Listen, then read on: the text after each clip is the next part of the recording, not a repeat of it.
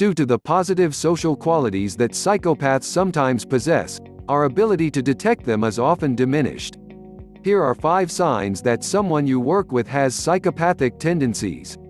1. Superficial charm.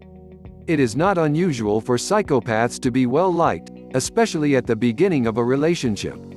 They often project an image that is charming and engaging. Conversations may involve elevated levels of superficial charm, wonderful small talk, witty comments, and fantastic stories.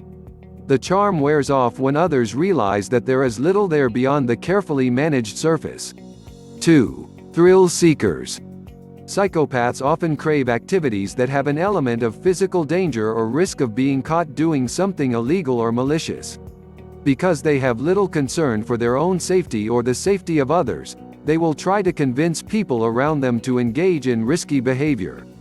In some contexts, this may seem fun, until it becomes clear to others that this goes beyond what is normally acceptable. For example, "I'm so bored. We should all get in my car and play chicken with other cars tonight out on Highway 61.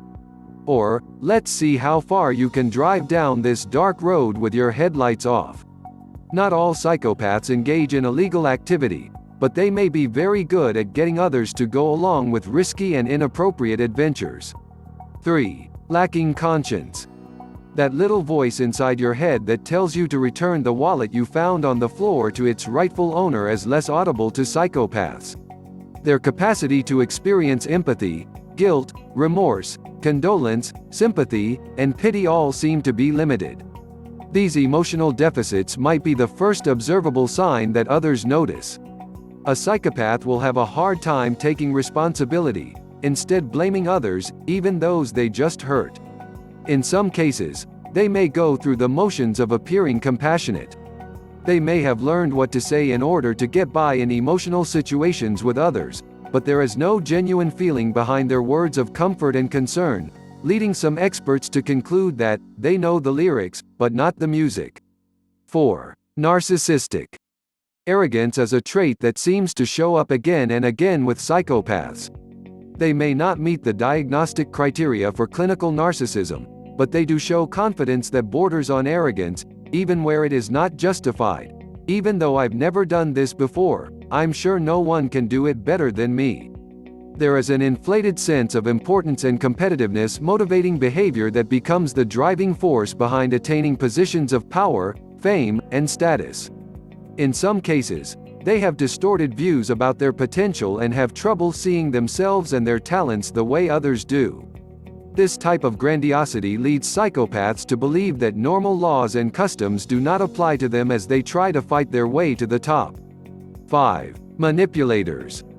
Imagine that your friend calls you at work one day to alert you that she just saw your dog walking by himself down the street outside your house.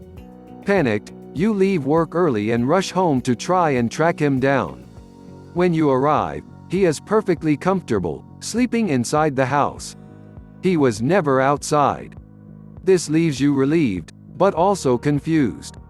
Did your friend do this on purpose, or was this an honest case of mistaken canine identity? Psychopaths are fascinated with manipulating others, and will often lie and deceive just to get an emotional response. There may be nothing tangible to gain from this sort of manipulation.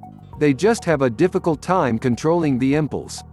The psychological package of manipulation also includes flattery and guilt trips to have their needs met.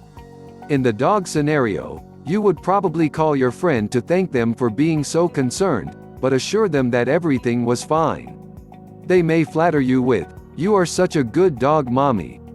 What they ended up accomplishing was to exploit your sense of empathy and force you into a position of leaving work against your plans. This subtle, but effective, form of manipulation can be difficult to confirm. How do you accuse your friend of lying when they were trying to help you? The best that you can do is keep your eyes open for patterns of similar behavior over time.